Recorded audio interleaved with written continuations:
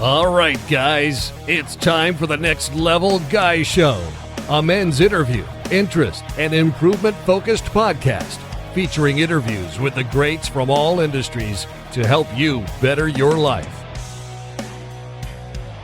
Each week, a new episode features an interview with one of the greats, covering all aspects of their story, from life hacks to tips and protocols that have allowed them to live life on the next level.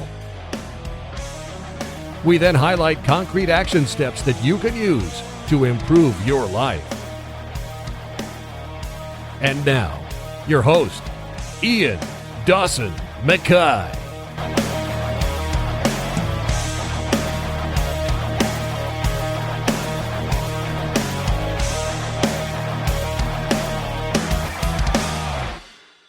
And today's guest is James Tomlinson.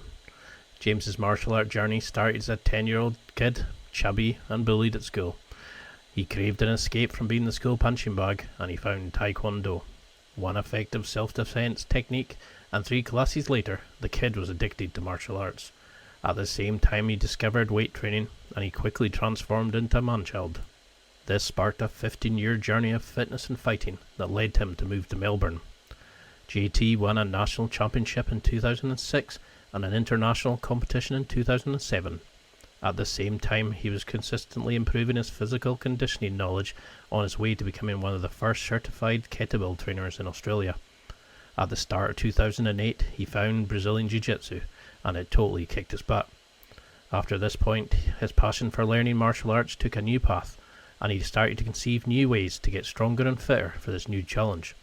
He quickly became the go-to guy to ask about improving physically for Brazilian Jiu-Jitsu. Travelling, training and competing for extended periods of time in Brazil, the United States and Canada enabled JT to see how Jiu-Jitsu was evolving at the highest level. His constant quest to find the most effective training methods would continue to give him a competitive advantage on the mats. From that time, he has worked with multiple world champions as well as some of Australia's best grapplers. Having experienced his own battles with injury and seen others suffer the pain of time lost on the mats, JT wants to help more people roll better for longer using the right training. Nowadays, James is a Brazilian Jiu Jitsu Black belt who trains under the ADCC absolute bronze medalist Lachlan Giles in Melbourne, Australia. He's known worldwide for his partnership with Joey Worthington. Together they co-founded Bulletproof BJJ, which is a strength and mobility program designed for Brazilian Jiu-Jitsu athletes who want to perform at the best of their abilities. But the pair also noticed how most athletes are plagued with niggling injuries and how the majority of grapplers are stiff, sore and underperforming. They believe that every grappler can continue to improve on the mats and live a strong, pain-free life with some knowledge and training methods incorporated. And with their combined 25 years training, competing and coaching, they will show you what it takes to thrive in BJJ. Bulletproof for BJJ helps reduce niggling pain, fix muscular tightness and joint restrictions, help you to build better athleticism and faster recovery, with a focus so that you can perform optimally in every training session. It's time for you to start your journey towards better athleticism and less injuries today.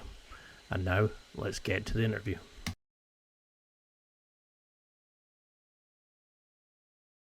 Well, thank you so much for coming on. I found you through Instagram. I came for the tips on how to get mobile for jiu-jitsu, stayed for the personality, the laughs, and the amazing content. But for people who maybe don't recognize your name, can you give a quick introduction and why you're so well known in the world of jiu-jitsu? I thank you for that introduction. My name is James Tomlinson, otherwise known as JT Tenacity. I can tell you the origin of that, but really I think I have over 20 years experience as a personal trainer and strength conditioning coach. I started doing TaeKwonDo when I was 10 years old, and I found Brazilian Jiu Jitsu when I was 25. I'm 40 in a month. 15 years of Brazilian Jiu Jitsu, and what I had observed was a real lack of a scientific approach to training your body for Brazilian Jiu Jitsu. And so I've made it really, just in an obsessive way. I just wanted to know the best way to train for Brazilian Jiu Jitsu, because I'd always wanted to know the best way to train for speed and power and flexibility and all these things. from a combat sport perspective. And jiu-jitsu is just this complex beast, and it's really difficult because you spend so much time trying to learn the skills. It's hard to know what to do with your body, and especially when you get injured. And I've just had a litany of injuries.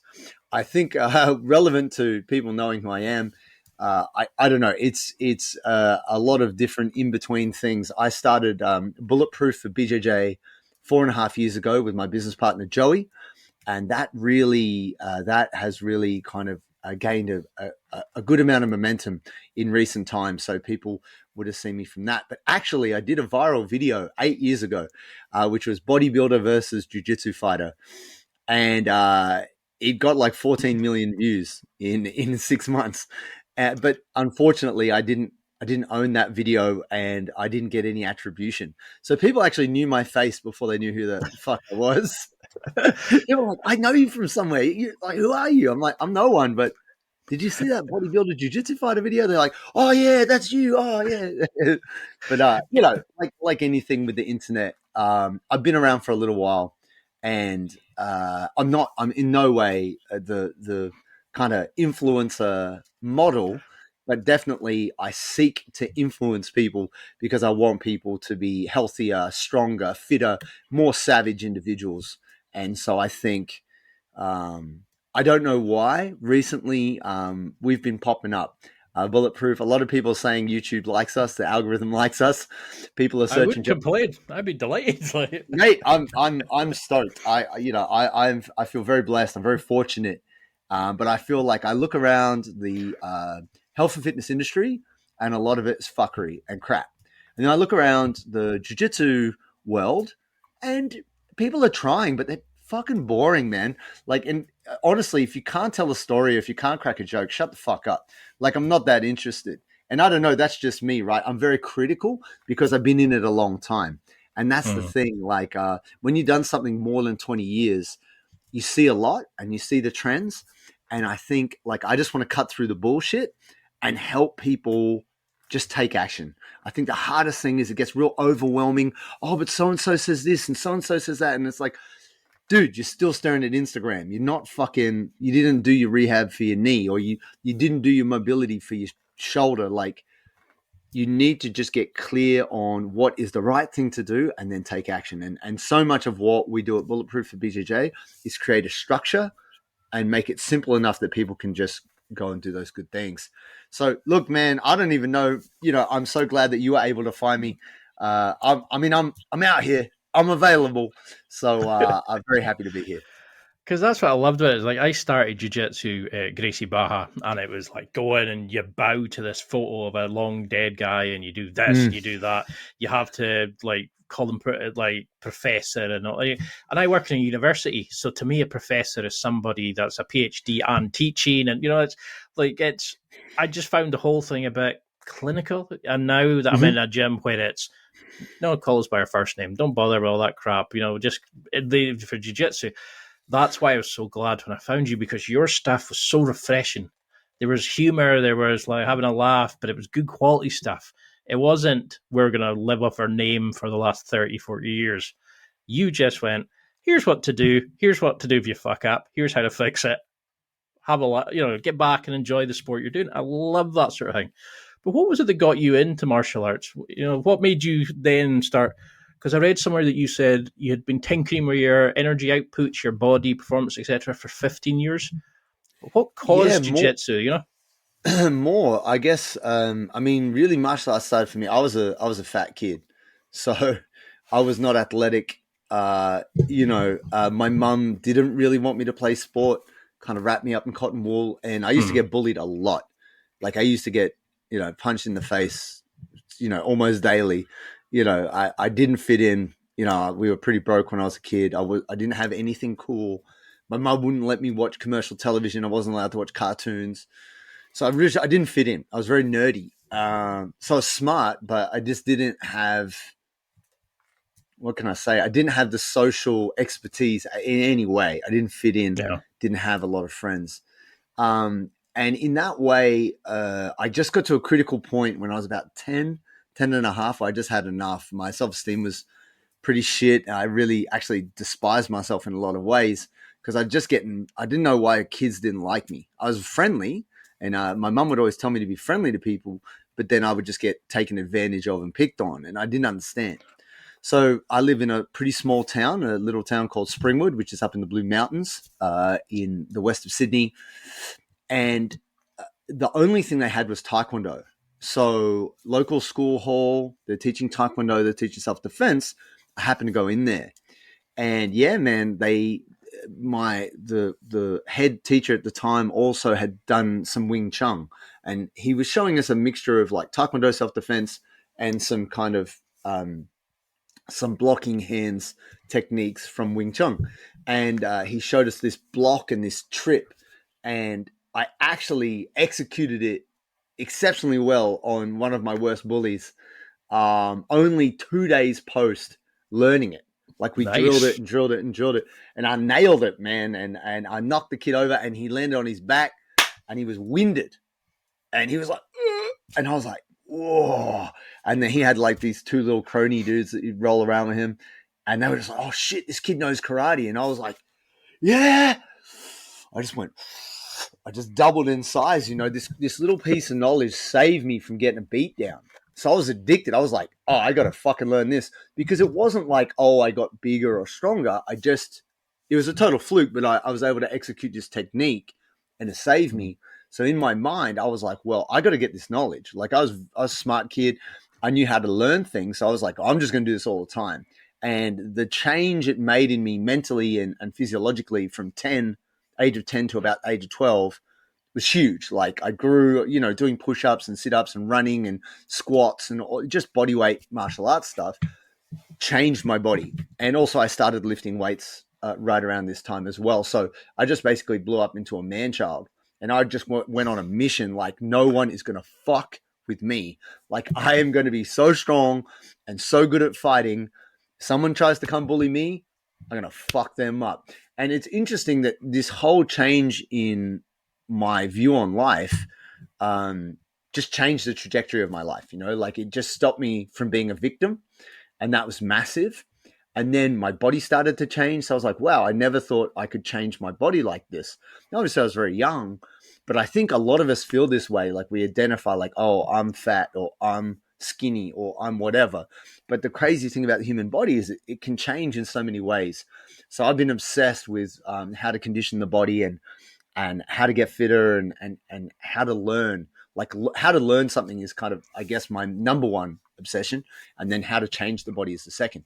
So that started really young for me, and but it wasn't until I was like 25, coming into like 2008 when I found Brazilian Jiu Jitsu. But it was like a reawakening too, because I thought I knew how to fight, and then I got fucking destroyed. Oh, I remember those days. Everybody, I think everybody comes to jiu-jitsu, whether you're someone who's trained in martial arts or not. Just the level of helplessness you feel against someone who's trained is crazy. And I already counted myself as a kind of fit, strong human, but nah, man, it was really crazy. It was just really crazy how that affected me. Because you find somebody with a bit of technique, a bit of timing, a bit of sensitivity, and before you know it, you're over that you're getting launched, and you're probably like me. You're used to being the big guy, the guy that can, the silent giant, and then suddenly you're like, what do you mean here? I'm not. My strength isn't helping. My bigness isn't helping. And when I went in, I came out powerlifting. I wouldn't say the silent guy, but not even the big guy. But yeah, I mean, I think when you do get confident and you get used to having good control of your body, and then suddenly you can't do anything, it's very confronting. Because it's definitely something that you have to learn. And I think that's a big problem is you go into class, they show you 3 or 4 moves, and then they'll say, okay, on you go, have a roll. And nobody kind of says, how do you chain it around? How do you move your body effectively, efficiently, and not just be a to B, oh wait, they blocked that, now what do I do?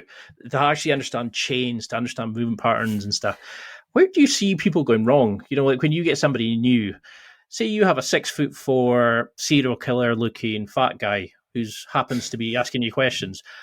Where would you see big guys who are new, older guys, whatever it is? How do you see them going wrong in their movement patterns? Like when they try to move jiu-jitsu, is it they're not thinking of it as a flow? They're thinking of it as move to move, or like, No, I don't even think it's no. I don't think we need to kind of rewind on that a little bit. Everybody is very different, and it's not even a size differential. I mean, obviously, if you're bigger, here's a key element: gravity is with you, and then gravity is against you. If you're on top, it's helping you. If you're on the bottom, it's against you. So the leverage is very different in that way. That said, like it doesn't matter. I personally feel that this is the most underestimated thing about jiu-jitsu is the level of complexity, not only in understanding it from a physical point of view, but a technical point of view.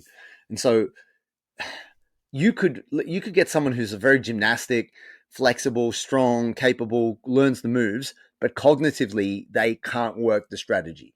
And then you could get somebody who's not that physically capable. They might be stiff, they might be a bit out of shape, not very fit, but they got really good like fight IQ.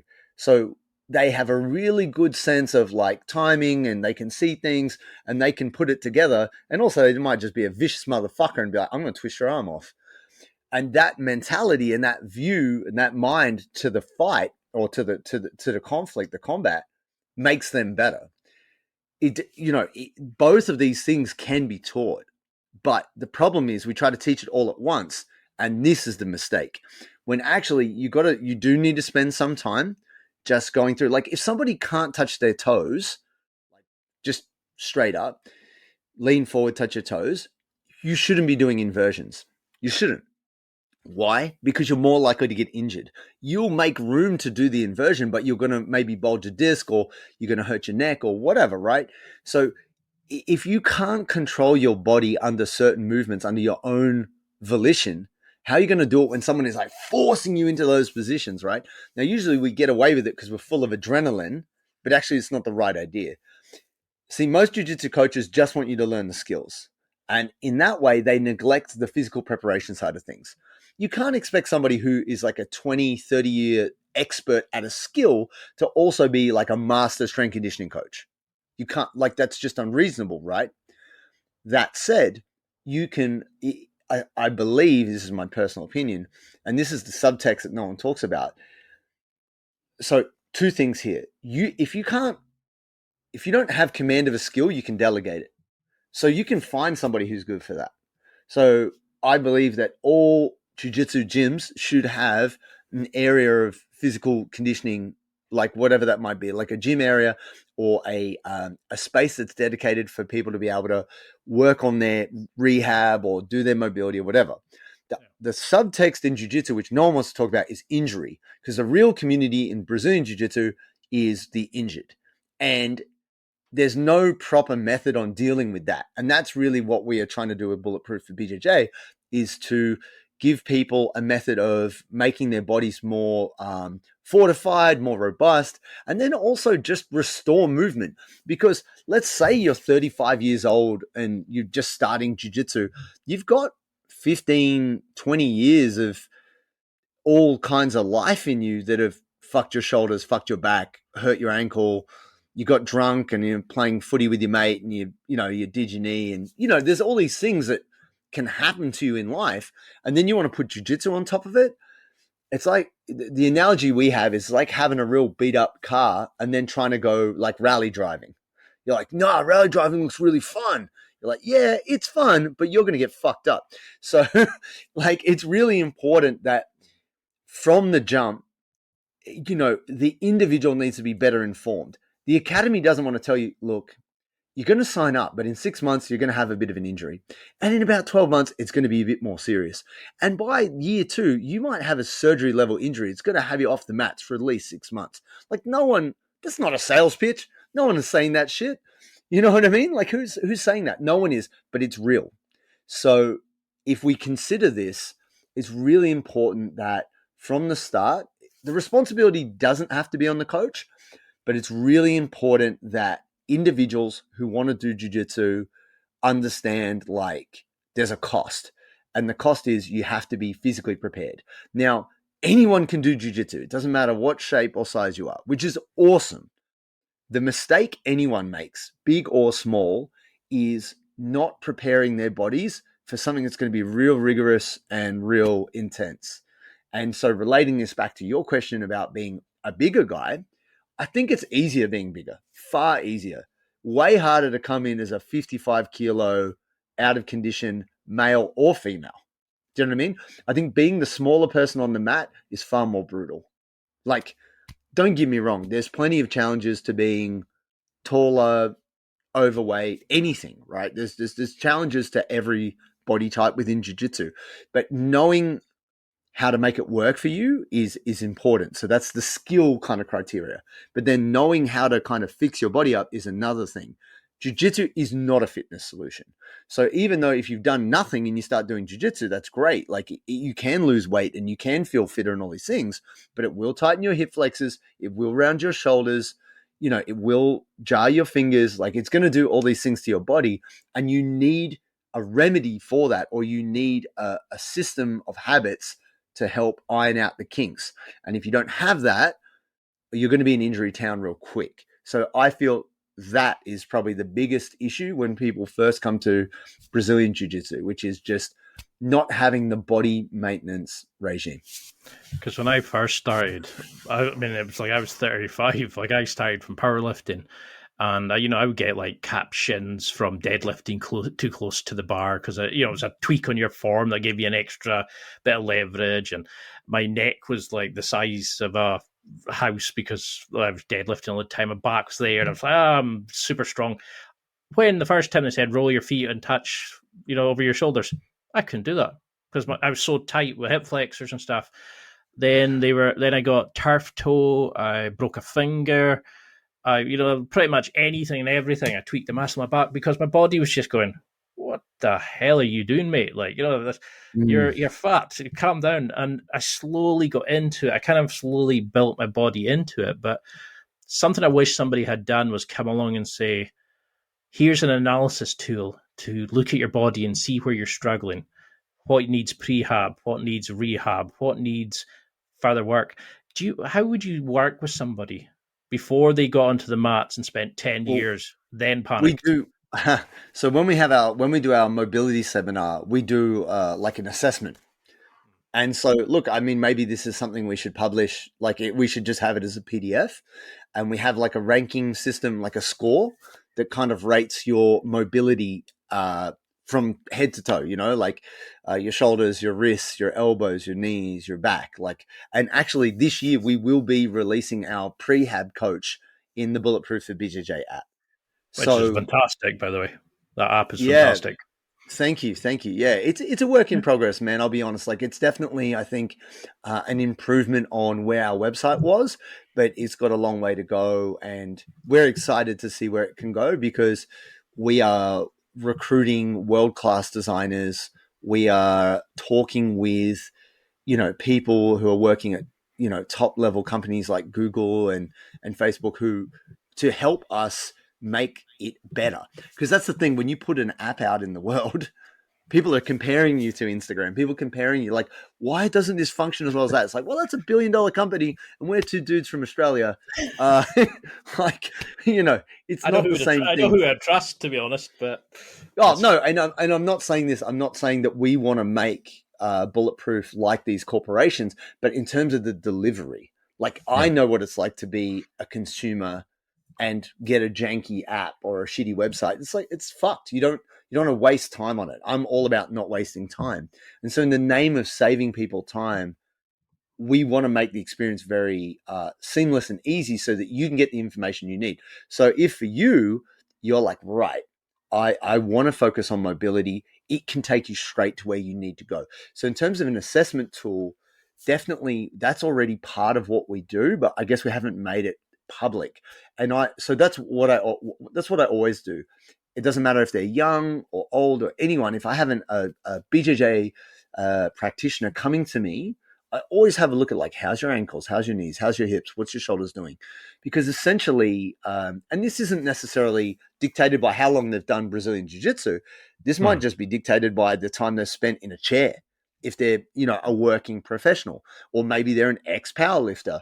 So that means they're going to be really good at certain movements and qualities, and they're probably not going to be good at others. So then it's how do we get them better at the things that they're struggling with sooner? And actually, for me, it's not so hard.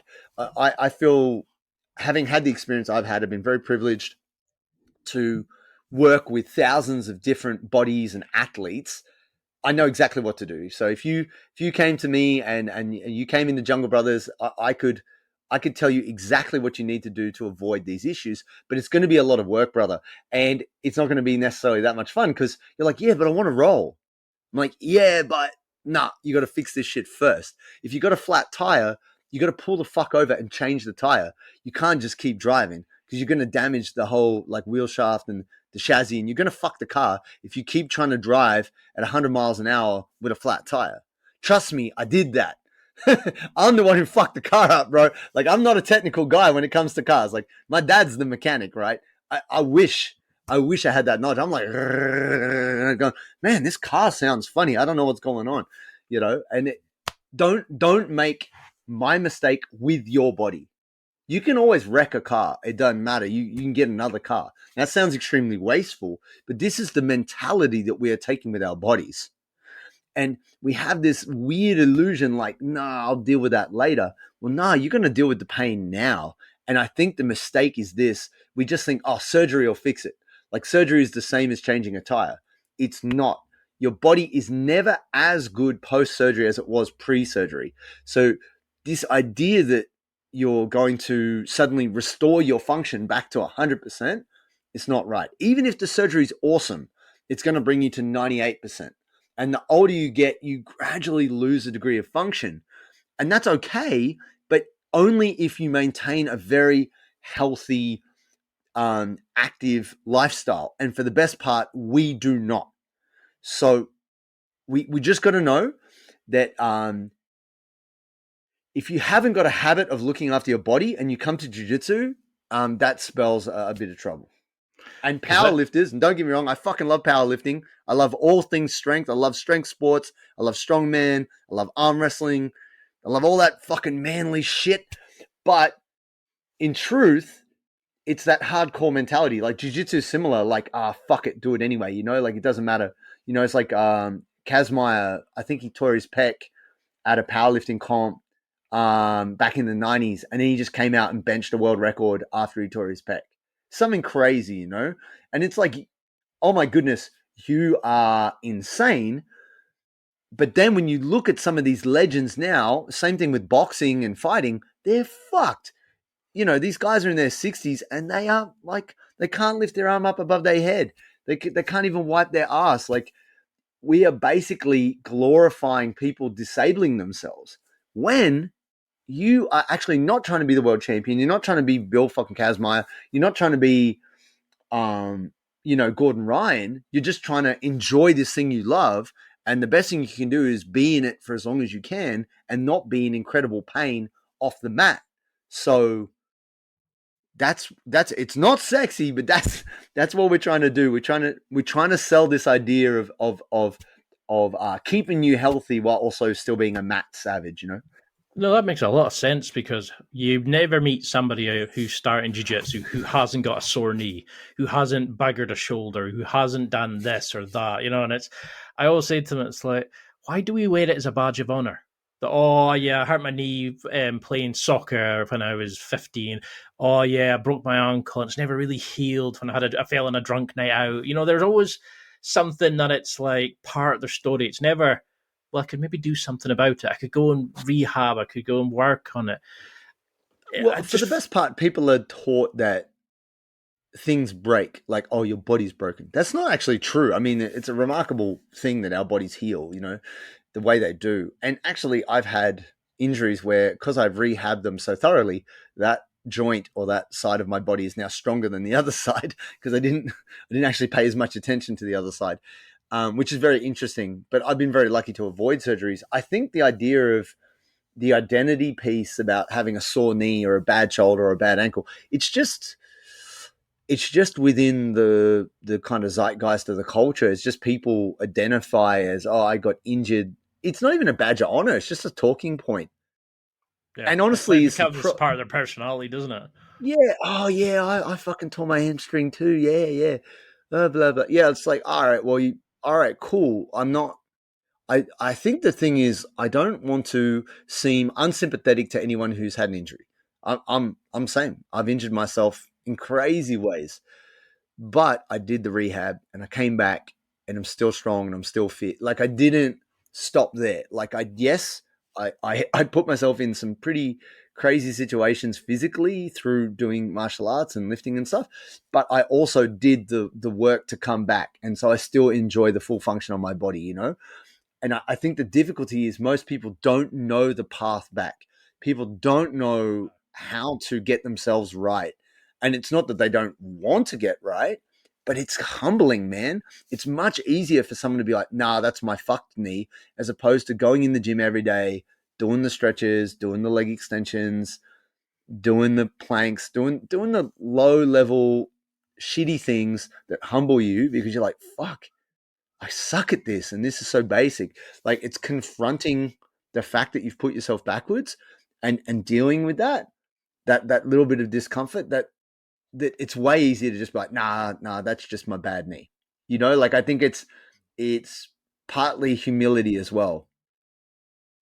Because that's the thing, is a lot of people don't even know they can do anything about it. You know, it's just kind of, well, I'm buggered. You know, I'm 50% there. And I think that's so sad that some people go through life that with a bit of work, a bit of fixing, could help.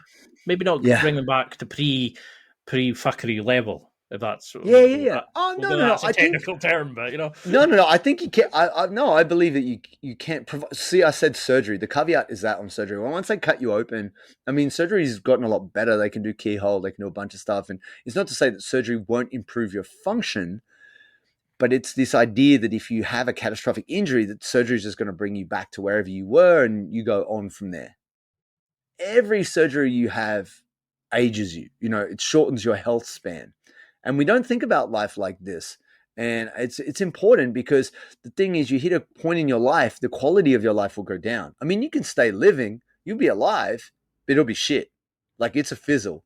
You know, it's like, without being too morbid about it, we're going to get to a point in our lives where our health span contracts and it's just illness span. It's like, yeah, you're still alive, but you're suffering and you lose your independence and you lose your capability.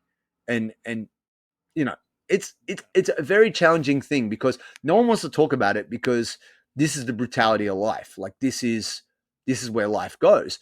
So if you do actually consciously bring attention to looking after yourself, your health span will stretch as a bigger percentage of your life, which is awesome, right? That's great. So you want to have as good a capacity as you can have it later on. But what's sexy is steroids, and what's sexy is don't tap, and what's sexy is fucking, you know, the ego. Yeah, just all the things that we are sensational and they light our brains up. We're like, oh, that's sick.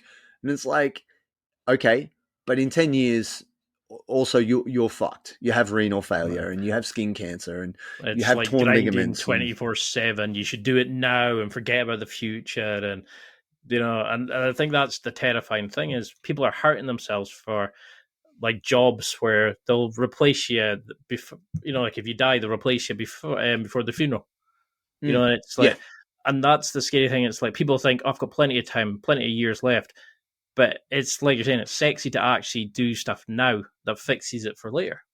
And so few men, especially, will do it, because we don't like to think we're going to self-destruct. We don't like to think we're maybe not going to be able to lift our kids up or put the heavy boxes up. Yeah, but I don't think we ever think about it. It's testosterone, man. It makes you dumb. Oh, I don't need any help in that direction. Fighting and fucking, that's what testosterone is for, you know? You pass on your genes and you get eaten by a bear. No, it's just... That'll be the tagline. Yeah, that's right. Sow your seeds and then decompose. And do the deeds. But that's what, like, but where do you think, like, because a lot of people, when they start movement changes and they go like, because this is why I like having guests like you on, because you can show people that this stuff can be fixed. You don't need to not be able to get out of chairs and stuff like that. But what are like your guiding principles on movement? Because I see people doing movement drills and it's like very sloppy, very eccentric. They're really just jerking into movements. How should we breathe through it? Do you like have a mantra as you do the changes, like on the app? Do you have a rules on when this is a healthy resistance and when that's a, oh fuck, stop right now pain? Do you do you have that set for somebody to go in? That's a broad spectrum question, my friend. Yes. I was trying to think of a way of selling it without kind of going, it's completely different for every single person. But, do you have a kind of, I don't know, like a... What is the process behind deciding what is the appropriate thing at the right time for a person? Or yeah, it's like, what's a rule, like a kind of general set of rules that you want everybody to remember, no matter what capability they start or are using the site on? Well, I believe relevant to let's couch the question in within the context of Brazilian Jiu Jitsu, right? Because I guess that's what we're talking about. We can go bigger than that, but essentially, if we're talking about someone who does Brazilian Jiu Jitsu, for the best part, Jiu Jitsu is going to demand a lot of your body, like just a lot of different. It's going to require you to be flexible, require you to be strong, require you to be fit, have a strong core, do all these things. But that said, you've also got to, like, I always have a look and go, what are you bringing into this, like you as the individual, right? So if you lack a range, like a healthy range of motion, if you can't like lift your hands up above your head, if you don't have a certain amount of rotation in your torso, or you don't have a certain range of motion at your ankle, this doesn't mean you can't do Brazilian Jiu-Jitsu, but so like really, really smart guy, Eric Cressy, he's known as the shoulder guy. He's got like the Cressy Institute. He works with a lot of baseballers. Him and I think Mike Boyle was his partner back in the day. They had some great warm-ups and stuff. But you can Google Eric Cressy, super smart guy. He had said, I had all his DVDs back in the day. I'd never met him. I would like to meet him. I believe he was an Olympic lifter. Like he might have been on the USA team, but maybe he went to the Olympics, maybe he didn't. But he just went into specialization around shoulders and he hurt his own back and he did a bunch of stuff. But he's incredibly smart for rehab and preventative exercise to make sure people just don't get injured, right? So he said you must add range before you add load. So if somebody has inadequate range, now this doesn't mean, if you have healthy range, get more range, but it's like people don't often know, like, what is a good range of motion for my ankle, or how much do I need to be able to bend or whatever. As far as jiu-jitsu is concerned, you need to have extreme range of motion everywhere. Like you just need to have that bandwidth, because if you don't have it and you get forced there, something will break or tear. And it doesn't mean it's going to be, irreparable damage. It might be a bit of a muscle tear and that's okay. But if it's a ligament tear, that's harder to come back from. And as soon as you get an injury and you get pain, you tend to avoid those things, which can really limit your expression of jiu-jitsu. So you just want to make sure that you have at least healthy function through the whole body. So when I'm looking at somebody, I have a look and I'm like, what's lacking here? Generally, I'm going to give you the cheat code on what's wrong with the human body, like just 101 for anyone. This isn't just jiu-jitsu. This is just, so when I first moved to Melbourne, I'm from Sydney originally. I grew up in Sydney. I moved to Melbourne when I was 21 years old. I was very fortunate to get a really great personal training job at a corporate personal training studio called Fitline. Fitline was one of the best personal training studios in the whole city, and it was all corporate clientele. All of these corporate people came in with kyphotic posture from sitting at the desk, hunched over, right? They had tight hip flexors from sitting just sitting for their whole career. They had carryover injuries from being athletes when they were younger, but now they were professionals, right? Their glutes didn't work, their scaps didn't work, and their core was shit. So let's look at a jiu-jitsu player. Jiu-jitsu players actively round their shoulders, right? Jiu-jitsu players actively load their hip flexors playing guard. You know, their glutes don't work. Their scaps don't retract. They might have strong abs, but their posterior chain is garbage, right? This is the typical, jits player, right? And so it's okay. But what I noticed is so interesting. Corporates did it passively over 20, 30 years. Jiu-jitsu players actively do it over about 2 years. So it's way more accelerated. I'm like, yep, been there. Right? You know, and if you're a corporate who's done 20 years at the desk and now you want to do jiu-jitsu, holy fuck. Like, you know what I mean? Like it's going to be a disaster because you're basically going to add load to super reduced range. So the cheat code is this. We got to get the shoulders back. We got to get the scapulars strong. You know, we've got to stretch the pecs, stretch the lats. We've got to just get the shoulder into a healthy position so it can move well. Also, we need to open up the hip flexors, engage the glutes, tuck the pelvis under so the person isn't like lordotic, like anterior pelvic tilt. Now, don't get me wrong. I know there's like plenty of smart people out there, smarter than me. We can go into anterior pelvic tilt, posterior pelvic tilt, all this shit. At the end of the day, your glutes are the biggest muscles in your body, or they should be. Next to your lats, right? For surface area, the lats cover more space, but your glutes should be the biggest muscles in your body. If they're not, you're kind of fucked, right? Because it supports your pelvis, supports your lower back, and is the center of force production. But there's different reasons as to why this might be the case. So it doesn't matter who you are, whatever you can do to kind of extend the hips, strengthen the glutes, strengthen the lower back, strengthen your posterior chain, that's the key. It's 100% the key.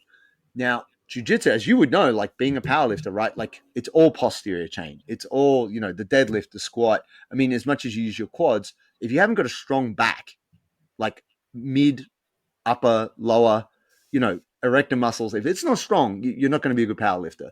In the same way, like you need a really strong back to be able to bench, right? Like that's the thing I've learned in the last 5 years is talking with people way stronger than me is talking about creating this base to be able to bench. I've never had a good bench press, right? But it's very interesting to me how much powerlifters work on their upper back to support their bench press, which I found really interesting. But here's the thing. Jiu-jitsu is all about staying safe. So everything's tight. You don't want to get extended with your arm or extended with your neck to get guillotined. So even though that's safe, it doesn't mean it's healthy. So the thing is we have to have an approach which isn't just like I had this guy talk a bunch of shit about our program. He's like, where's the gi pull-ups? Where's the explosive rotational exercises? I was like, bro, trust me when I say that you're not trying to replicate jiu-jitsu in the gym. We are not trying to do that. If anything, we're trying to counter it. We're trying to give you movements that are going to balance out the ills that jiu-jitsu does for you so that when you go back to the mat, you're not getting injured. You are balanced out. You are restored. You are stronger. You're more well-rounded. So you have greater tolerance for distress. Yes, can you get stronger for those movements in jiu-jitsu? Of course.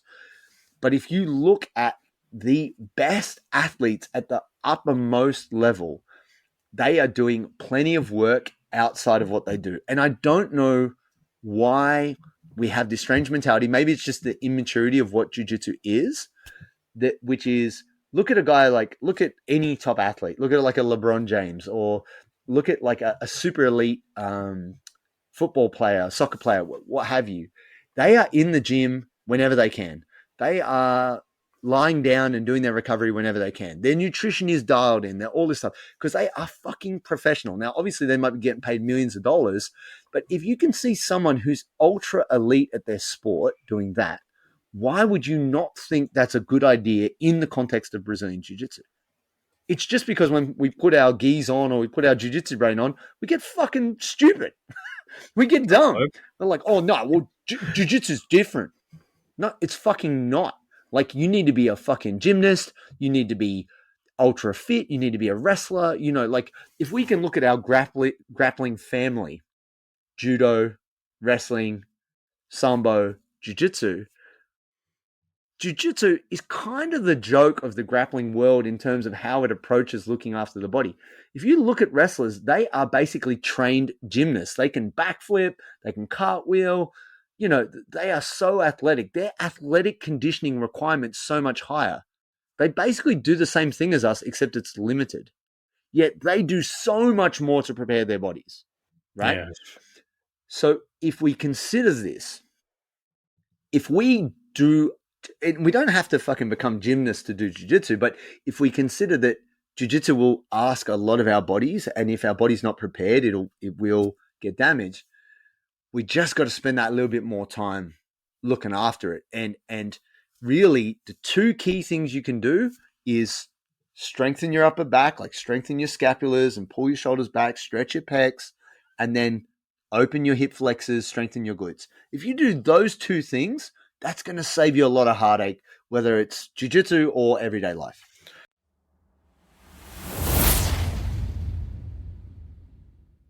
It's time for a quick break. There are millions of potential products to buy, so how do you know which ones are worth your hard-earned money? Simple. You go to nextlevelguy.com/affiliates and explore those that will transform and improve your life. You'll find deals, listener exclusives, and special offers with some great companies. Recommendations are 100% honest and only on items Ian has tried or believes in. The companies showcased will make you a better man in all areas of your life. Simply go to nextlevelguy.com/affiliates and level up.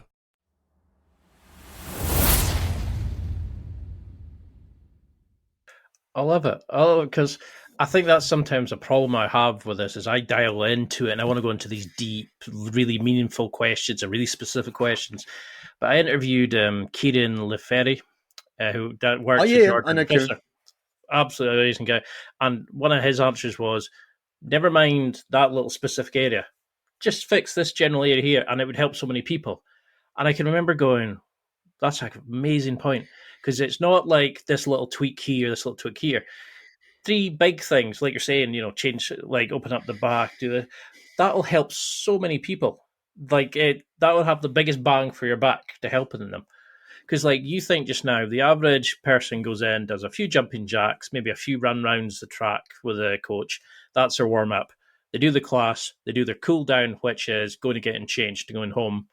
They eat crap with their missus. They go for a pint. They stay up till like say 2 a.m, watching crap on TV. Go to bed. Then they wonder why they're not changing.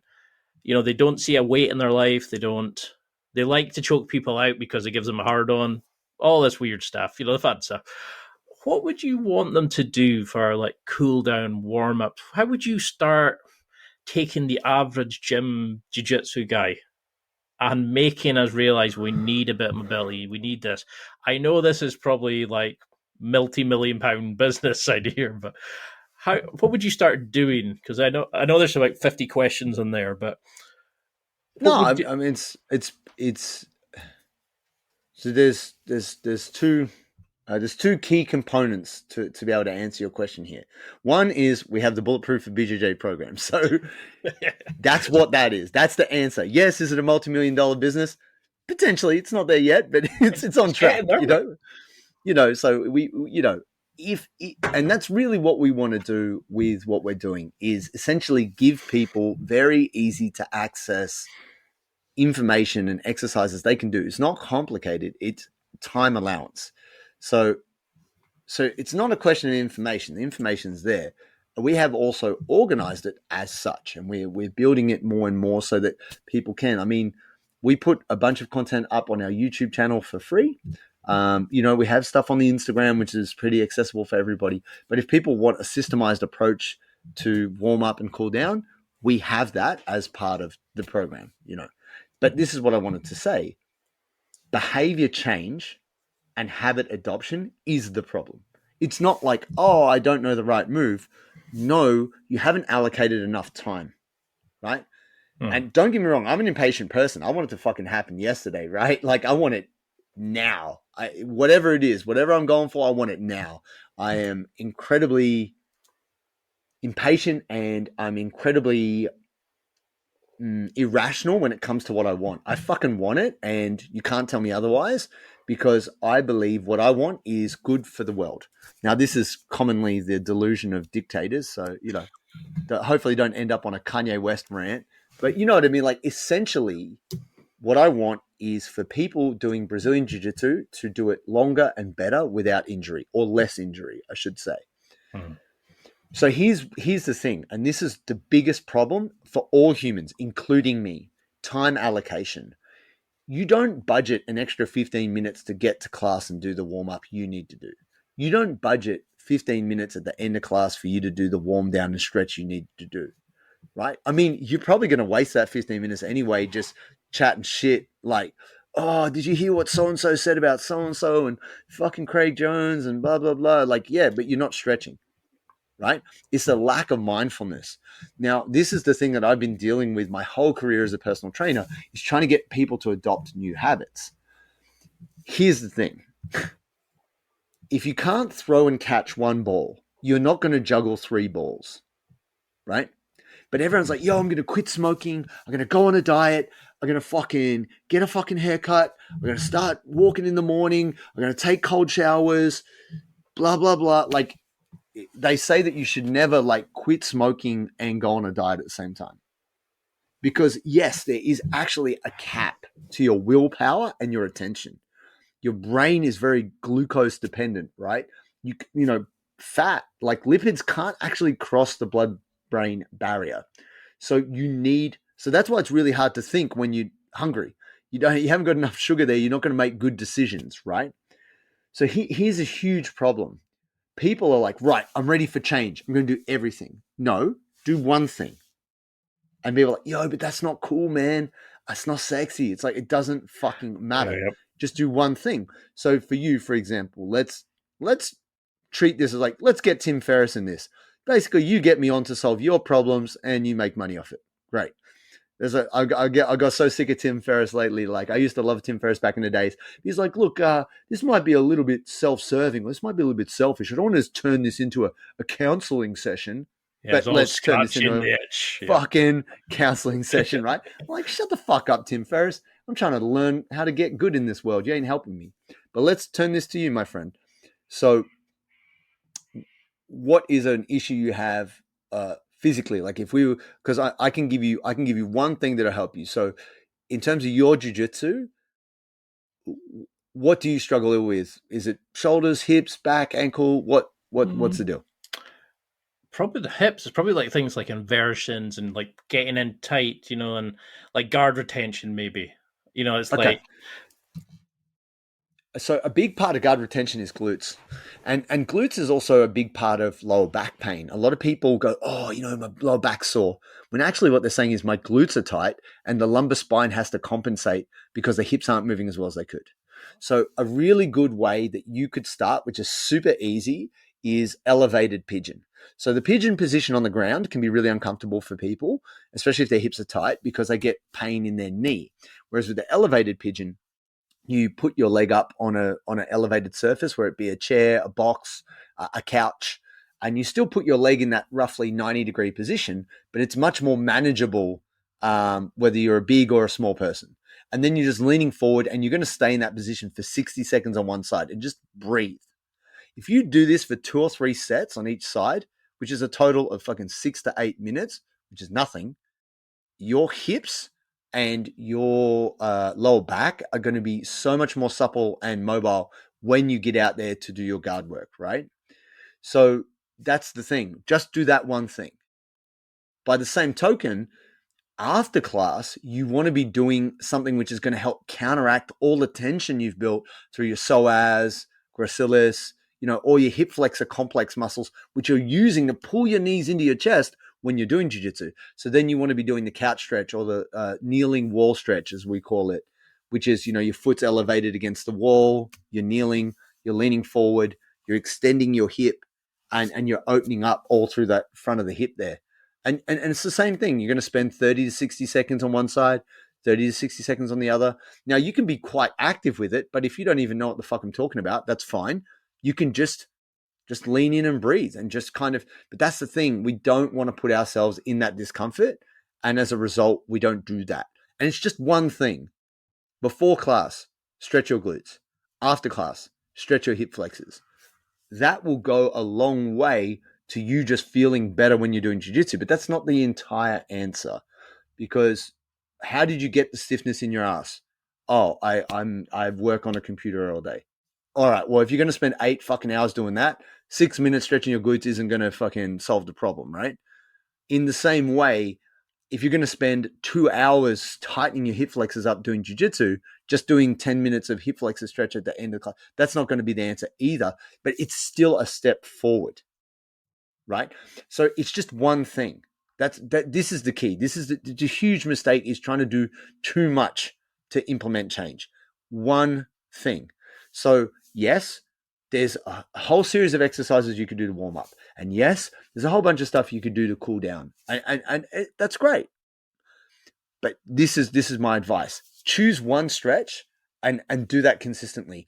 If you're my client and I said, do this, and you didn't do it, I'd fucking sack you.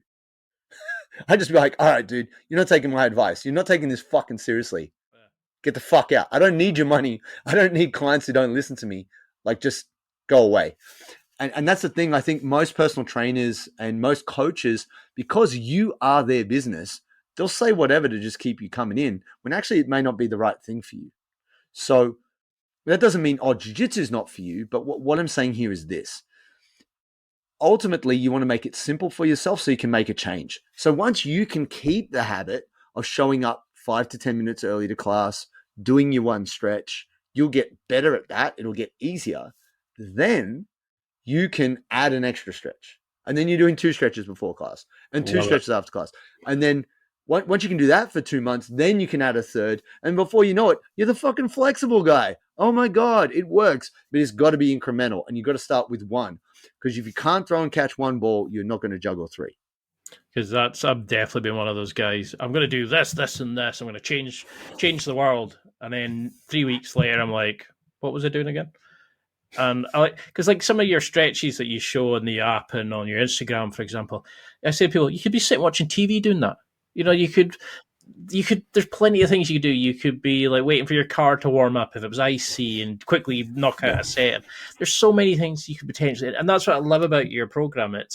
You're not going, it has to be like forward squats because we're working this and that. You just go, let's just stop you feeling shitty all the day. Then we can dial it in and go, like, at what point then do you start adding in strength, irregular lifts, lifting different weights and, because I'm a big fan of like hay bales and throwing around strongman shit because I've come from Highlands for sheep. What point do you start adding all that? Like, is there feedback that you're looking for that says that's the range? Because if somebody's not sure how...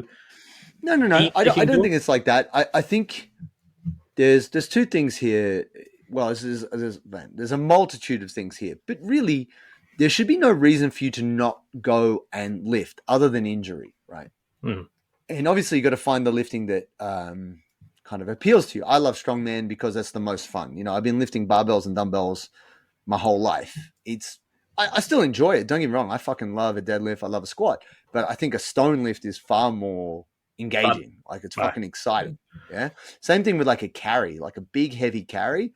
It's kind of intimidating, but you do it and you're like, fuck yeah, I'm alive, bitch. It's a great feeling. Like, you're like, yeah, I just lifted 300 fucking kilos. I almost died. That's exciting. Like, for me at least, I mean, someone else might look at that and go, that's a bit crazy, but maybe I'm a bit crazy. I like to feel that intense feeling. I like intense, hardcore things. Other people are like, yo, I just want to do some fucking bicep curls, dude. I'm like, okay, that's fine. Like, that's totally fine. Like, I think for the most part, what we've identified is if someone has not trained, it's better for them to probably start with more of a bodybuilding modality, not isolation machine work, just more the set and rep structure of a bodybuilding hypertrophy program, because it is safer. Yeah. The mistake is most people don't have the technical proficiency and they won't invest in a coach. So they're like, yo, I heard you got to lift heavy. I'm going to lift heavy. And they can injure themselves. So from a technique proficiency perspective, we prefer that people start with kind of slightly higher volume training, slightly lighter weights to just get that skills and proficiency going. Then once people have spent 12 weeks. Like we break our program down into cycles. So 2 cycles is 12 weeks. So 1 cycle, 6 weeks, program change slightly, slight tweaks, cycle 2. And that way it gives people a chance to adapt. We generally encourage people to spend at least 3 months when they first start training doing more of a higher volume, like higher rep, because it just means people are more likely to get tired before they are to get injured, if that makes sense, Don't get me wrong, I like people lifting heavy. I think it's great, but what's heavy for you is different from what's heavy for me, and what's heavy for someone who's never picked up a weight. And we always want it to be relevant to, we want it to be power to weight ratio, right? Like we're always looking, we do a mixture of body weight as well as kettlebell, as well as, barbell lifts. Like we want people to be well-rounded. We don't want them to just get good at an implement. They're all tools. You just got to know the right tool for the job. So if someone's hip is not stabilizing well, then they probably shouldn't be doing a barbell back squat. Maybe they need to do some shrimp squats or lunges or unilateral movements to help kind of correct that imbalance.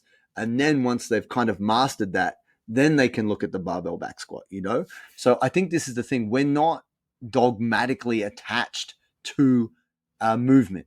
We're not, we've identified the moves we feel are most beneficial. That's why we have the standards program, but we're reviewing that too. Like we still feel that the 6 strength movements we've chosen and the 6 mobility movements we've chosen are the best, like the most appropriate, because they require the most range of motion, the most stability, the most everything. But at the end of the day, it's identifying the right tool for the job. And so the right tool for the job for you at that time may be different for the right tool for the job for someone else. And what you like might not actually be good for you. So, man, you might like hay bales, but holy shit, bro, maybe you got to do some fucking, you got to do some dead bugs. Because your posterior chain is strong as fuck, but your anterior chain is shit. So it's like, well, maybe, yeah, it's all good. You like to fucking do that kyber toss and fucking heft shit and be a big fucking burly man. It doesn't matter, dude. Like, you actually probably have to spend a little bit of time working on your anterior chain because your posterior chain is so strong. Making it stronger, even though that's satisfying to a certain extent, doesn't make it better. So I think for anybody, the advice we always give is if you're really not sure and you're concerned that you could get injured or something like that, go and see a trainer. Like just find a reputable trainer and get them to give you an assessment. Now you can know if a trainer is good or not because a trainer will actually assess you. If they're not good, they'll be like, "Yep, I'm going to put you on my, my fucking get jacked program." You're like, "Hang on a second, bro. I didn't come here to get jacked." "Nah, you need to get fucking jacked." And you're like, "Dude, what the fuck are you talking about, bro? Like my shoulder hurts. I got a bad ankle. Like I need some information."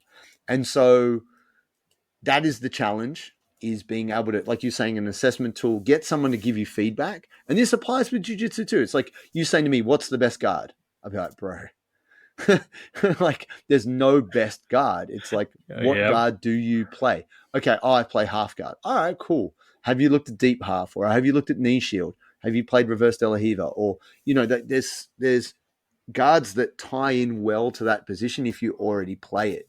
There's no best anything. It's just trying to find the right tool for the job. So what I'd say for you is understanding that you have a powerlifting background. I would have you doing more unilateral exercises.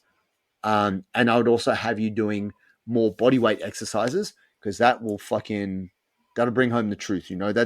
That's going to make you more diverse as an athlete. You're already good at the barbell stuff. You're already good at really heavy stuff. But what is because here's I'll frame it this way. For example, people are like, "Yo, calisthenics the truth." For fucking what? Like, calisthenics is really great if you got skinny, no fucking legs and you just like to do pull-ups all the time and dips. Like, yeah, happy days. But when you have to wrestle another fucking human, you need to be able to deal with an external force, which isn't your body weight. So even though calisthenics crew are really good at relative strength, which is their ability to move their own bodies, as soon as someone, like, say I've got the calisthenics king and you get on them in side control and you're putting them in an Americana, you're going to twist their fucking arm off. No amount of fucking muscle ups is going to save you. right? But if you've done a get up or you've done like a floor press, a really heavy floor press, or like, if you've had to deal with inertia and using a weight external to your body, you'll do better in those situations. So always when I look at an individual, I go, okay, where are you good and where are you not? And how do we kind of get rid of your weak spots? How do we not repeat your mistakes? Let's not just, we could definitely make your strength stronger, but the place that you're going to get injured or the spots where you're going to suffer is where you have inadequacies. So let's get rid of those inadequacies. Let's get rid of those imbalances. And then you're much less likely to get injured and you're going to have a better enjoyment of how you move your body. No, that makes a hell of a lot of sense because when I would go in and I would go, I'm strong as fuck, I'm going to do this, I'm going to do that. But then suddenly when you do jiu-jitsu and you've got to create a frame, but create a structure, and I would suddenly see like energy leaks all over because I never used a lot of the little stabilizers and stuff. So like the bodyweight stuff would work because it would actually fill in the gaps between, like I used to see my stronger muscles taking over a role that they shouldn't be doing, but because that was where the strength was. And how often do you see guys training because there's gym stuff there?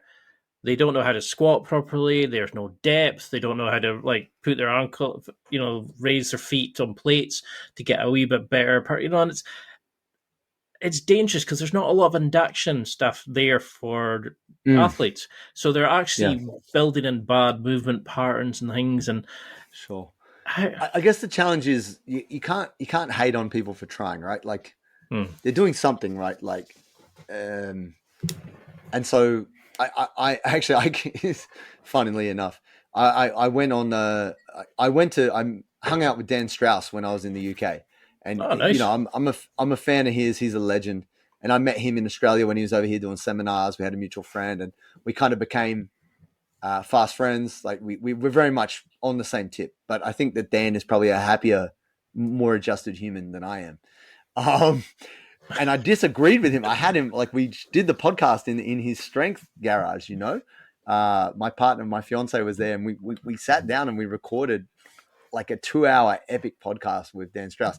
And I was actually able to disagree with him. He's like, dude, I've been doing this a long time. I've never, ever disagreed with someone on a podcast. I'm like, well, fucking here it is, Dan, because I fucking disagree with motherfuckers. You need to deal with that. And he was like, oh, bro, okay. But he said something is better than nothing. And I said, no, it's not. I don't agree. Because that something could be the very wrong thing. That could be the wrong thing. To get them seriously injured, Yeah, but swimming is better than not swimming. And I'm like, no, the fuck it isn't. You'd be better off walking. He's like, yeah, but something's better than nothing. I'm like, no, I just don't fucking agree with that. Because in truth, it's important for you to do the analysis to identify what is the appropriate course of action because you're going to waste time. Your life is fucking short. Don't waste time. Now, this doesn't mean it has to be perfect, but you need to identify something which is helpful. So people are like, oh, I'll do gi pull-ups. That's good for jiu-jitsu. Sort of, but really, maybe your forearms are overworking and that's why your elbows hurt. And maybe doing more flexion and rounding is not what your body needs. So that's why you got to talk to somebody who knows better than you. And it's just having enough humility to know the limits of your knowledge. So if you just don't fucking know, that's okay. You got to talk to someone who does. You don't know what you don't know.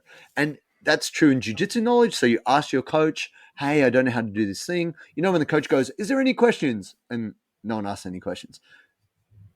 That's shit. Like that's an opportunity for everyone to learn. So you should at least try and clarify something because even though people are afraid to look stupid, which I'm not, it's just like ask the question, be the stupid guy. But in the end, you're the smart guy.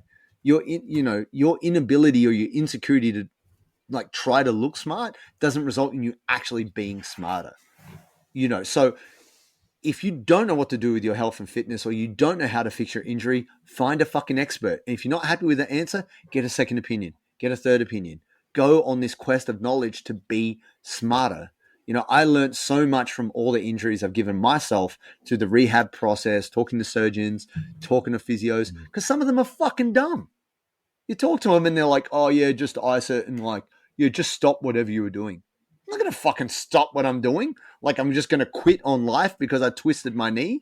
But fuck off. Like, it's so ridiculous that people are just out of hand. They don't care, and that's fine. Like, no one should care about your body as much as you do. But ultimately, you got to find allies, and you got to find partners, and you got to find champions that are going to help you. And the problem is there's so much information out there which is not relevant to you, but it seems good, so you do it anyway. And that's the problem. You know, you've got jiu-jitsu guys training like bodybuilders, i.e. Gordon Ryan and fucking Giancarlo Baldoni, right? Now, they obviously do great jiu-jitsu and they're on a gang of steroids, so their bodies look great. But Gordon can't lift his arms up above his head. I mean, maybe he doesn't need to, but who's his trainer? His fucking girlfriend. And what does she do? Bodybuilding workouts. Like, it's fucking dumb. Like, the lack of athleticism in jiu-jitsu blows my mind. Because if you look at real strength athletes, they're fucking strong. Like, they're doing 3 times body weight. They're doing 4 times body weight on some lifts. Like, that's strong. Like, being able to curl 20 kilo dumbbells doesn't mean shit. Like, if you look at a 55 kilo Chinese Olympic weightlifter, male or female, they are moving weight fast, right? Now, I'm not saying Olympic lifting is the answer, but they do so many other exercises that enable them to be able to produce that force and move in that way. In the same way, when you see like an Olympic caliber, not even an Olympic caliber, just like a national level gymnast operating on the rings, the level of strength in their grip, the stability in their shoulders, like, it's insane. So why do we not approach jiu-jitsu in the same way? It's too immature. It's not a professional sport, but you can there's still a path to mastery in all these physical challenges, whether you're lifting a barbell, you're lifting your body weight, anything. You got to scale it back to where you are now. If you don't know where you are now, you can't plot your path forward. And that's where this idea of a like assessment and understanding where you are. Like, you know, when you go to the mall or you're looking at a map, you need to have that X is like, you are here. Because you're looking over here, like, I want to go over there. But you're looking at the map. If you don't know where you are on the map is relevant. Yeah. Right? The other thing too is the map doesn't always match the landscape. Right? Like, looking at the map, you're like, yeah, that looks like a small hill. It's a fucking mountain. That mountain is your ACL reconstruction, motherfucker. Like, that's what you're going to deal with. Like, Joey had it, right? So Joey had his ACL reconstructed and he thought, okay, I'm going to get my knee reconstructed. It'll be sweet because I'll have my leg up. I'll just do some admin. I'll become the admin king. No, dude. He was in so much pain. He's taken painkillers. He was hazy. He couldn't think because of the ache in his knee was so distracting. It was so irritating. Like, it just kind of wrote him off for 6 weeks when he thought he could be productive. And that's the shit that they don't tell you.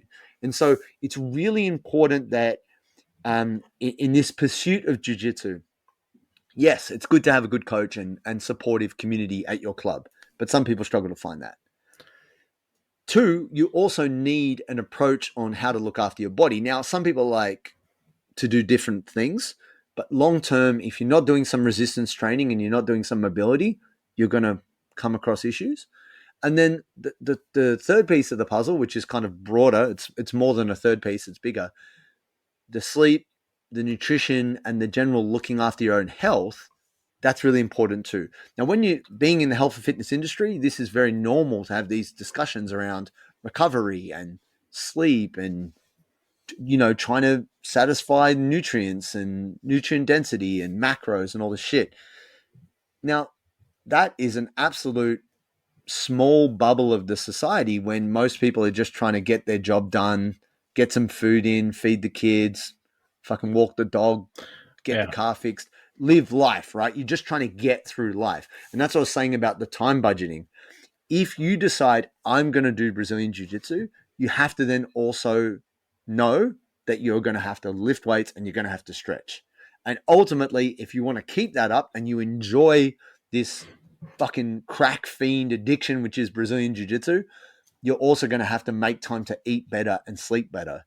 And really what's great about that is it forces you to be a healthier individual. But if you decide that you're not going to make those adjustments, then you're going to fucking crash and burn and you're only going to do jiu-jitsu for a short amount of time before it really wrecks you. Because that's what Kieran and like Jordan and that were saying, was like, just generally focus on being healthier. You know, like, improve your diet, improve your sleep. Never mind all the other stuff. You can dial all that in, but just making general changes will change so much. I can't believe we've been speaking for an hour. It feels like 10 minutes, honestly. So there's still so many rabbit holes to go down. I'd love to have you back on, but for people who want that change, who want to start moving better, how can we take like your amazing podcast, your app, your website, your programs? How should we start using these going forward? What should people do in terms of how should we work that into our jiu-jitsu training as well? Is it like a half and half? Would you kind of focus on your training and set time aside for it? How can we implement it in our lives is probably a better way of putting it. The way we approach it is we have the 2-3-3, which is we believe people should be lifting twice a week, doing mobility 3 times a week, and training jiu-jitsu 3 times a week. Now, obviously, there's plenty of people out there doing way more and some people doing less. That's okay. But as a sustainable, so we're all about optimal performance. The problem is everybody's looking at the peak. But what they don't understand about peak is there's a lot of work to get there and then it fucking falls the fuck off, right? Oh, yeah. So what is good for the long term? If you can train jiu-jitsu consistently 3 times a week, if you can be doing your mobility work, whether that's a warm-up and a cool-down or a dedicated session where you're getting on the floor and stretching your back, stretching your hips, stretching your hamstrings, stretching your shoulders, like 3 mobility sessions a week and then 2 resistance training a week. We know for certain if you keep that up, you're going to be doing well. You're doing way better than the guy who's doing jiu-jitsu 6 days a week and doing none of the other shit. Because that person within 6 months' time is going to be injured and they're going to be off the mats. It's really that fucking simple. No one talks about it because you can't post on Instagram, oh yeah, injured myself again. Like, no one's talking that shit. I mean, if you are, you're a fucking idiot. But I mean, that's the thing. Like I said, it's not sexy, but simple doesn't equal easy. It is simple. It sounds simple enough, right? But when you fit it into your life, and this is where I talk about habit adoption, setting your habits is going to dictate your success in life. It's going to dictate your health, dictate everything. Your health is really the foundation upon which you build your capacity. If your health is not much, like if your health is only this, you can only build so high before you fall off. Just like a tree. If you don't have a really deep root base, the tree cannot grow tall. No, health is your root base. It's your foundation. If you think your health is not right, well, you just got to do the hard thing, which is look in the mirror and go, you know what? Like for me, it was too much caffeine. I was drinking like 5 double espressos a day, you know? That's fucked. No one needs that much caffeine. That's not good. I mean, it gave me a level of function, but it also was just making me a fucking drug addict, right? So it's just like, even though it gave me, and it would be the same with steroids, right? Sorry, just bumping the mic. It gives you this amazing function, but you're borrowing from tomorrow. Like you are taking on this debt that as soon as you're not taking those drugs, your systems are going to fail. Now, obviously, lucky for me, caffeine's not that bad, and I've cut right back. So I have days where I don't have coffee now, or I only have 1, if that. And yeah, I get tired and I'm probably not as energetic as I was before, but I know it's healthier. I'm sleeping more, you know, like I'm making time to be healthy. And as a result, I've gotten stronger and I'm happy about that. That's what I want. So I think humility, we always talk about, oh, jiu-jitsu is all about humility, but how many of us are getting injured in the name of ego? You know, it's this real paradigm, you know, it's this kind of contradiction. So ultimately, if we accept that we are human and we go, fuck, yeah, I'm not doing the right thing by myself. I shouldn't be drinking. I got to cut back on my drinking, or fuck, I need to go to bed a bit earlier. Have the courage, because that's the thing. We're afraid people are going to reject us for saying these things. But in truth, you just say, you know what, boys, I'm not drinking tonight. Oh, pussy, man. You're like, all right, well, fuck you. Because you know what's pussy? You not being at jiu-jitsu tomorrow. I'm going to go to jiu-jitsu on Saturday morning. Where the fuck will you be? You'll be fucking hungover and you'll be at home, right? So that's the difference. You can be savage in your own way. And I've always, because I was an uncool kid, I was always okay with being uncool. Like I accepted I'm not cool, I don't fit in. And so as a result, if people try to make me feel uncomfortable about being different, I just go, fuck you. It's that simple. I'm me and I'm going to run it my way. So if that means not drinking, if that means going to bed a bit earlier, like me, I had some conflict with my partner because I said to her, babe, you got to get off your fucking phone. I'm trying to go to sleep at 9 o'clock because I got to get up at 5 a.m. And she gets up early too, but she's like, no, it's how I chill out. I don't give a fuck. You got to get rid of that fucking blue light. You got to get that bright light out of it and it cause conflict, you know? But you got to have courage. It's difficult because we want people to accept us. But at the end of the day, the most important form of respect is self-respect. You got to keep your promises to your fucking self. So when you look in the mirror, you go, you know what? I did my day my way. And I'm proud of myself. And this builds a positive momentum towards everything else. So you go to training when you say you're going to go. You're going to go early. You tell your boss, no, I'm not staying back. Fuck you. You know I can do it tomorrow. I got to go do my training because it's for my mental health. I need to go choke my friend so I don't choke you. So shut the fuck up. Leave me alone. I have my boundaries. And you set your boundaries, you know, and it takes courage. And the hardest thing about courage is it's doing something which generates fear of rejection or fear of, you know, criticism. And you just got to be cool with it because at the end of the day, people will criticize you and hate on you anyway. So fuck it. Fuck them. You have to live it on your terms. Otherwise, you're going to put yourself in all these corners with justifications and excuses, and it's going to have you living the life that you don't want to lead, and you're going to be in a body that doesn't function the way you want it to because you're too worried about pleasing others. No, mate, that makes a hell of a lot of sense. Because how often, like, you'll be like me, you'll do like a podcast, probably finish it late. You rob Peter to pay Paul, and you're knackered the next day. But in your head, you're like, oh, I'm going to smash this, this, and this. And then suddenly you're at 50% performance after, and you're like, well, that was a waste of a day because you've wasted so much time on this. And is that then when it comes to recovery, that people need recovery because they've put too much in and they've broken themselves up?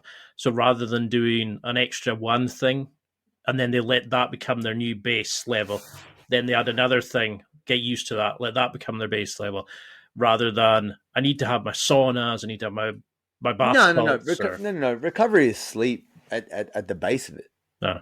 And people are always like, yo, what's the best supplement and what's this? And it's like, how's your sleep? Oh, my sleep shit. All right, fix that.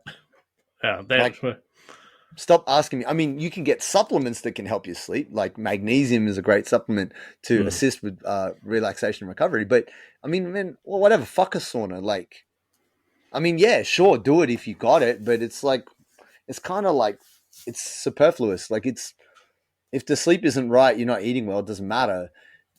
In order to have big performance, you need big recovery, right? It's that simple.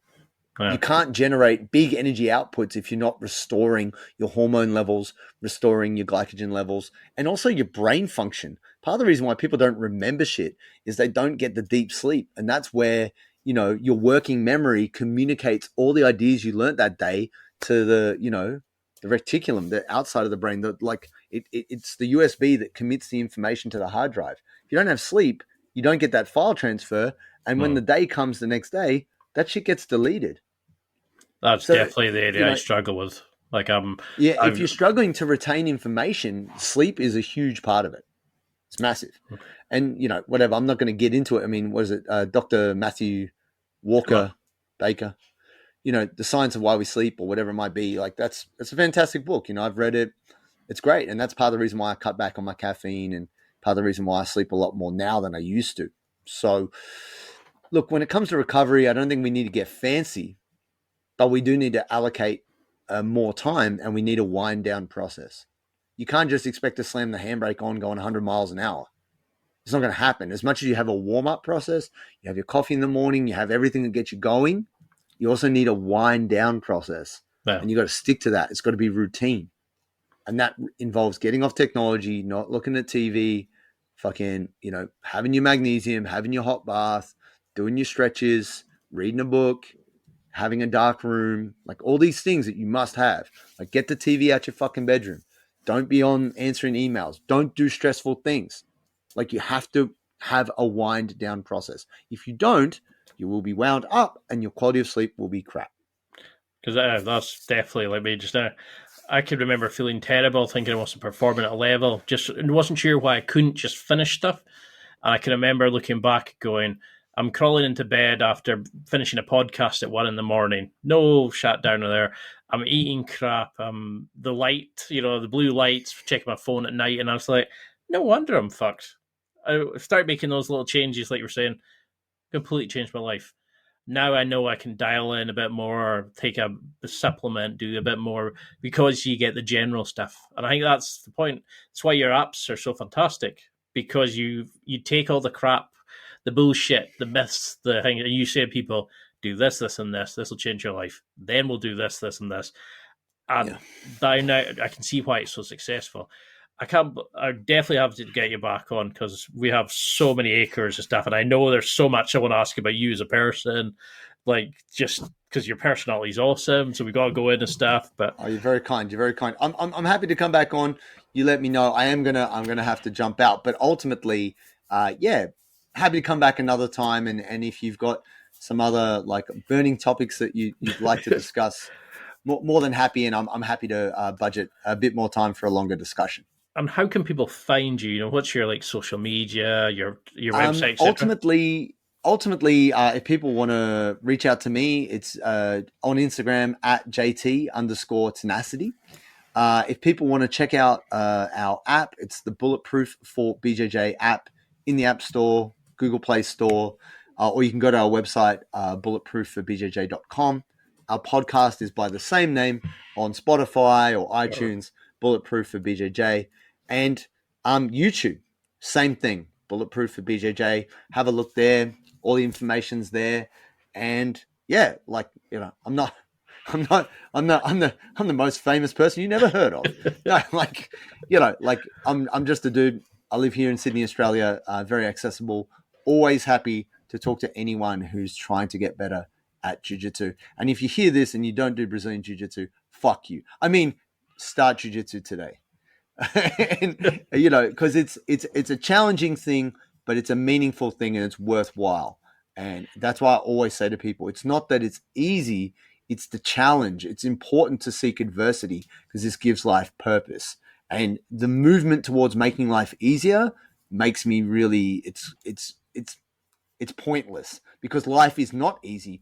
And if we don't condition ourselves to do challenging things, then we won't deal with life well. And jiu-jitsu is the perfect way to do it.